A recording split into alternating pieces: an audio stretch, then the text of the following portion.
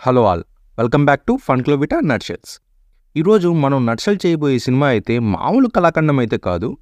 Family star cinema తర్వాత ఇంత troll stuff ఇచ్చిన సినిమా అయితే ఇదే. ఇండియన్ తాత మళ్ళీ రాకుండా ఉండాల్సింది. భారతీయుడు సినిమాకున్న ఇమేజ్ మొత్తం చెడదొబ్బారు ఈ సీక్వెల్ తీసి. ఈ సినిమా మొత్తం అబ్జర్వ్ చేస్తే కమల్ హాసన్ గారు ఉన్న సీన్స్ అన్నీ డిలీట్ చేసేస్తే మూవీ బాగానే ఉంటుంది అనిపించింది. ఎప్పుడైతే సినిమాలో కమల్ హాసన్ గారు కనిపిస్తారో ఆయన ఉన్న సీన్స్ అన్నిటిలో ఏదో ఒక క్రింజ్ సీన్ ఇరికిస్తారు. లిటరల్లీ నాకైతే ఇది భారతీయుడు సీక్వెల్ చూస్తున్నట్టు అనిపించలేదు, ఒక్క మగాడు సీక్వెల్ చూస్తున్నట్టు అనిపించింది. శంకర్ గారి దగ్గర నుంచి అయితే ఇలాంటి సినిమాలు ఎవరూ ఎక్స్పెక్ట్ చేయలేదు. శంకర్ గారు రాసుకున్న కాన్సెప్ట్ అయితే చాలా బాగుంది, కానీ ఎగ్జిక్యూషన్ దగ్గర దెబ్బేశాడు. కొన్ని సీన్స్లో అయితే మన బోయపాటి గారు డైరెక్ట్ చేశారేమో అని డౌట్ కూడా వచ్చింది. ఇక మన నట్షెల్లోకి వస్తే సినిమా నార్మల్గానే స్టార్ట్ అవుతుంది. మన దేశంలో జరిగే కరప్షన్ గురించి అలా సీన్స్ వెళ్తూ ఉంటాయి. మన హీరో సిద్ధార్థ్ ఇంకా అతని టీము ఒక యూట్యూబ్ ఛానల్ పెట్టి కరప్షన్ చేసే వాళ్ళ మీద సెటైర్లు వేస్తూ ఉంటారు. అంత ఖాళీగా ఉన్నారేంట్రా మీరు? చిత్ర అరవిందన్ సోషల్ మీడియా కూడా కాదంట, సోషల్ మీడియా అంట. ఇదే బయట చెప్తే పోలీసు వాళ్ళు ఉరికించి మరీ కొడతారు.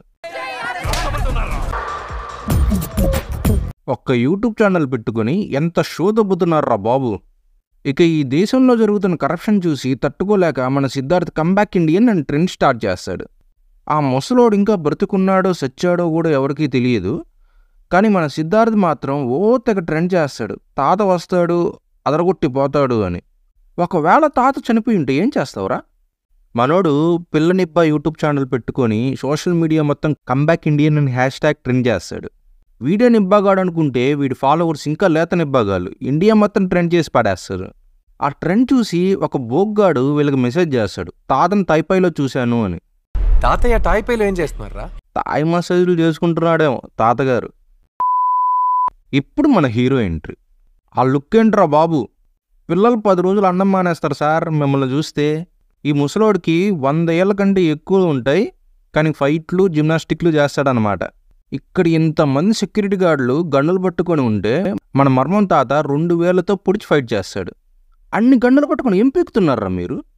తాత వేలు మీ గుట్లో ఎప్పుడు పెడతారా అని చూస్తున్నారా? పార్ట్ 1లో తాతకి సరిగ్గా పరిగెత్తడం కూడా రాదు, ఇందులో పరిగెత్తడం ఏంటి, జిమ్నాస్టిక్లు కూడా చేసేస్తున్నాడు. ఆ మర్మం చేసి చంపేస్తాడా అంటే అది లేదు. విలన్ని తన మర్మకలతో కొజ్జనాకుడుకుని చేస్తాడు. అది కాదండి, సినిమా చూసే వాళ్ళ మరీ అంత ఇరునాకుడుకుల్లా కనిపిస్తున్నావా? ఇక్కడ ఇండియాలో అందరూ ట్విట్టర్లో ట్రెండ్ చేస్తున్నారు కదా అని ఇండియన్ తాత ఇక ఫ్లైట్ టికెట్ వేసుకొని ఇండియాకి వచ్చేస్తాడు. ఎయిర్పోర్ట్లోనే పోలీసులు దొరికిపోతాడు మన తాత. కానీ తాతగారి మర్మకల గురించి తెలిసిందే కదా, అక్కడి నుంచి తప్పించుకొని నేను వచ్చేసా అని చెప్పి FBలో పోస్ట్ వేస్తాడు.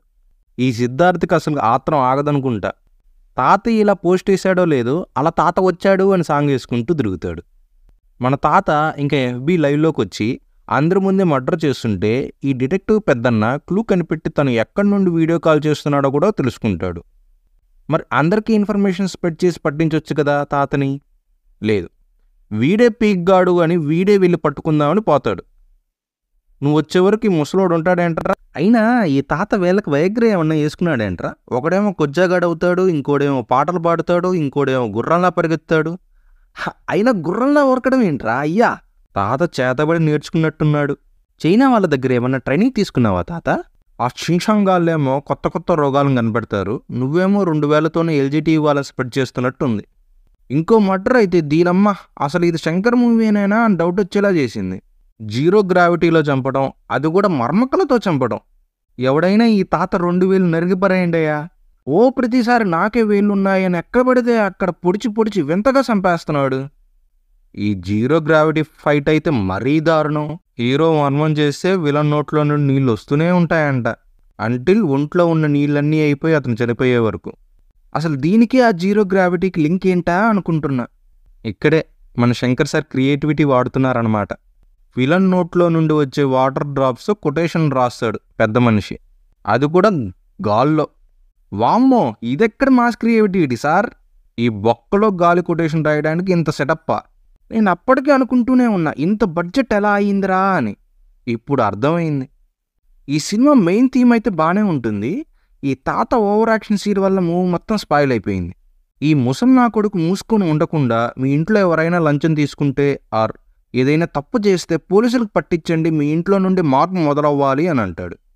ఇంకా ఈ సిద్ధార్థ్ ఇంకా అతని గ్యాంగ్ పెద్ద పీక్గాళ్ళలాగా వాళ్ళ ఇంట్లో వాళ్ళు తప్పు చేస్తే పోలీసులకు పట్టిస్తారు. దీంతో వాళ్ళ ఇంట్లో వాళ్ళు వాళ్ళని కుక్కను కొట్టినట్టు కొట్టి బయటకు పడేస్తారు. ఆ తాత అనాథ కాబట్టి 100 చెప్తాడ్రా, మీకైనా బుర్ర ఉండక్కర్లా. సరే, వీళ్ళని గెంటేయడమే ఎక్కువ అనుకుంటే మన సిద్ధార్థ వాళ్ళ నాన్నని పోలీసులకు పట్టించినందుకు వాళ్ళ అమ్మ సూసైడ్ చేసుకుని చచ్చిపోతుంది. దీంతో హీరోని వాళ్ళ అమ్మ ఆఖరి చూపులు కూడా చూసుకొనివ్వరు. అక్కడ అంత సాడ్ సిచ్యువేషన్లో ఉంటే ఈ ముస్టోడు గెటప్ వేసుకొని వచ్చి మీరు చాలా గొప్ప పని చేశారు, కానీ ఇలా అవుతుంది అనుకోలేదు అంటాడు. దానికి మన సిద్ధార్థ్ నువ్వు సినిగాడి ముందు ఇక్కడి నుంచి దొబ్బేరా బాబు అని అంటాడు. అంతేకాదు మళ్ళీ సోషల్ మీడియాలో గో బ్యాక్ ఇండియన్ అని హ్యాష్ట్యాగ్ ట్రెండ్ చేస్తారు. ఇది మరీ బాగుంది. మన తాత మంచిగా తైపైలో తాయి మసాలాలు చేసుకుంటే ఎంజాయ్ చేస్తుంటే మీరే కదరా కమ్బ్యాక్ అని ఇండియాలో ట్రెండ్ చేసి పిలిచారు, మీరే రమ్మంటారు, మీరే పొమ్మంటారా? ఆయన తాత అనుకుంటున్నారా, మీ ఇంట్లో పని మనిషి అనుకుంటున్నారా? అయినా అక్కడంత సాడ్ సిచ్యువేషన్లో కూడా సిద్ధార్థ్కి సోషల్ మీడియాలో ట్రెండ్ చేద్దామనే ఆలోచన వచ్చింది చూడు, గ్రేటరా బాబు. ఇదే అతనుకుంటే వీళ్ళు ట్రెండ్ చేసిన 5 minutesలోనే 150K మెంబర్స్ ట్యాగ్ చేశారంట. దేశంలో అందరూ పని పాట లేని వాళ్ళు అనుకుంటున్నారంటరా? పోలీసులు అందరూ వెంట పడుతుంటే మన 100 ఏళ్ళు నిండిన తాత ఆ ఏజ్లో సర్కస్ స్టంట్లు చేస్తున్నాడు. ఈ క్లైమాక్స్ ఫైట్ అయితే అమ్మబాబోయ్ మామూలు కామెడీ పీస్ కాదు ఇది. రౌడీగాళ్ళందరినీ 2000తో లేపి కొడతాడు. అవుట్ ఆఫ్ నోవే ఈ రౌడీగాళ్ళందరూ షర్టు విప్పుతారు. ఒరే ఏం చేద్దాం అనుకుంటున్నారా మా తాతని? ఫైటింగ్కి మీరు పట్లిప్పడానికి లింక్ ఏంట్రా బాబు? లాజిక్ ఎక్కడుందిరా ఇందులో? వాళ్ళు షర్ట్ ఇప్పారని మన తాత కూడా షర్ట్ ఇప్పుతాడు, కానీ మన తాతకి 6 pack లేదు కదా. ఇప్పుడు మన తాత ఏం చేస్తాడంటే 1 నిమిషం గట్టిగా ఊపిరి పీలుస్తాడు, అంతే దీనమ్మ 6 pack వచ్చేసిద్ది. రే రే రే రే రోజు జిమ్కి వెళ్ళే వాళ్ళంతా పిచ్చినా కొడుకులా కనిపిస్తున్నారా మీకు? కనీసం ఈ సీన్ తీసేటప్పుడైనా మీకేమనిపించలేదారా? లాస్ట్కి మన పోలీసులు మన తాతను పట్టుకుంటారు, కానీ ఆల్ ఆఫ్ ఎ సడన్ వీడు బుల్లెట్ ప్రూఫ్ జాకెట్ ఎందుకు ఇప్పుతాడో ఎవడికి తెలియదు. మన తాత సందు దొరికింది కదా అని దీంతో వీపును కొడితే మనోడు ప్యారలైజ్ అయిపోతాడు. ఇంతకంటే వరస్ట్ సీన్ రాయడు అనుకున్న ప్రతిసారి ఇంకో వరస్ట్ సీన్ వస్తూనే ఉంది. దీనికి మళ్ళీ part 3 ఒక్కటి తక్కువైంది. నీకు ఎందుకు పెడితే మమ్మల్ని దంగాను ఫోన్ చేస్తా ఎర్రపుకుంటుందండి.